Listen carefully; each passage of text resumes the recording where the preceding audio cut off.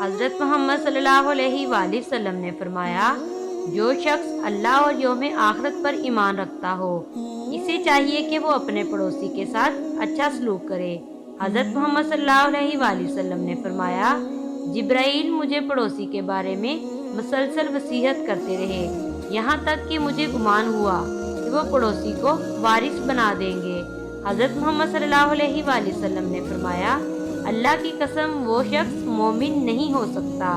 صحابہ کرام نے پوچھا، یا رسول اللہ صلی اللہ علیہ وآلہ وسلم کون؟